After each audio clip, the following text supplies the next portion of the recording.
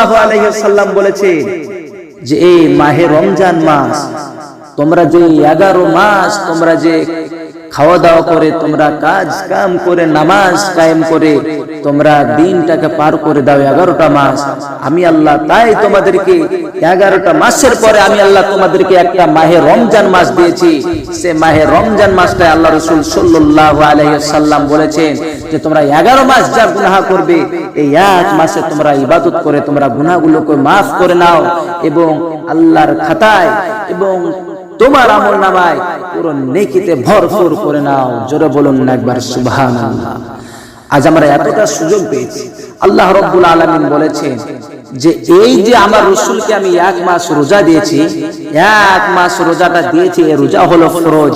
এই রোজা যে কায়েম না করবে, এই রোজা যে না maaf, রোজা করে যে গুনাহ না maaf করে নিতে পারবে, তার মতন অপাইয়া ব্যক্তি কেউ নাই, তার মতন হতভাগা মুসলমান কেউ নাই যে এই রমজান মাস পেয়ে যে তার বিগত গুনাহগুলোকে যে maaf না করে নিতে পারলো, তার মতন হতভাগা আর কেউ হতে পারলো না।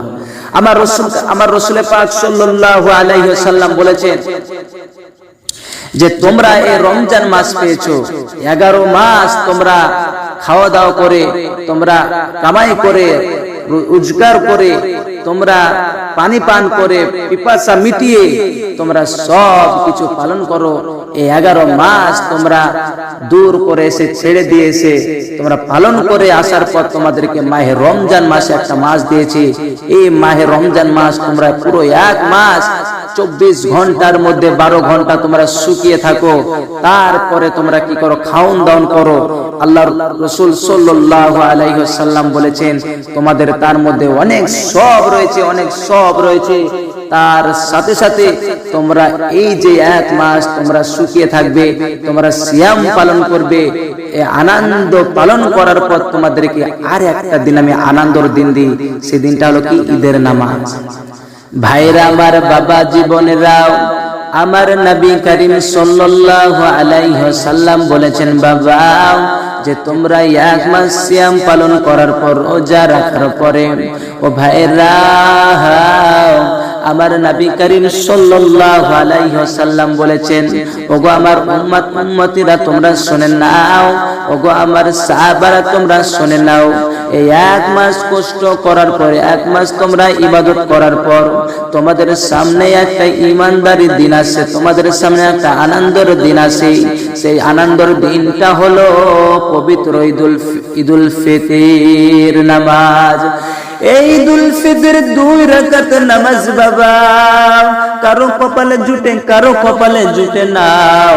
আপনি আপনার পেছন দিকে তাকিয়ে দেখেন, আপনার পেছনে কত মানুষ ছিল বাবা, আপনার পেছনে কত আপনার ভাই বেঁচে ছিল, আপনার চাচা বেঁচে ছিল, আপনার সুজাতি ভাই বেঁচে ছিল, আপনার আব্বাজান বেঁচে ছিল, আপনার খালু বেঁচে ছিল, আপনার খালা বেঁচে ছিল।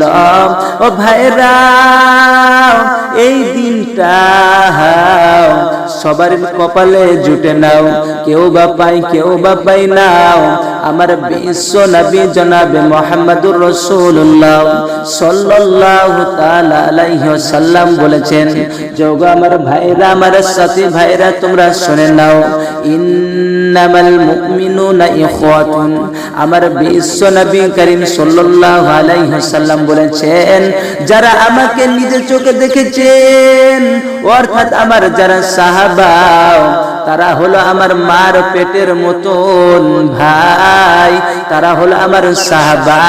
আর যারা আমাকে নিজের চোখে দেখে নাই, যারা আমার উম্মত উম্মতি, তারা হলো আমার ভাই এবং বোনের মতন। ও ভাইরা, ও আমার সাথী ভাইরা শুনে নাও, আমার বিশ্ব নবী করিম সাল্লাল্লাহু আলাইহি ওয়াসাল্লাম বলেছেন যে তোমরা যখন 1 মাস সিয়াম পালন করো, তোমরা 1 মাস কষ্ট করো, 1 মাস শুকিয়ে থাকো, অর্থাৎ রোজা করো, আমার আল্লাহ পাক বলেছেন তোমার 11 মাস যত গুনাহ করেছো তুমি, 11 মাসের গুনাহ আল্লাহ সব maaf করে দেন। অর্থাৎ শিরকের গুনাহ বাদ দিয়ে আল্লাহ সব maaf করে দেন। এই 1 মাস ইবাদত করলে আল্লাহ পাক বলেছেন যে তোমার আমল নামায় নেকিতে ভরপুর করে দেন। জোরে বলুন না একবার সুবহানাল্লাহ।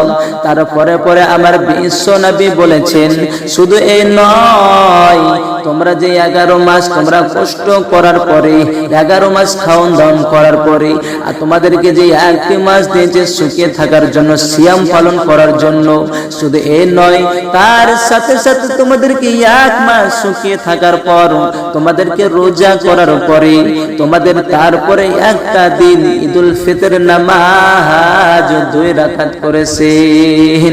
তোমরা এই দিনটাই নামাজ কায়েম করো, নামাজ কায়েম করার পরে তোমরা এই দিনটা আনন্দ ফুর্তি করো তোমরা।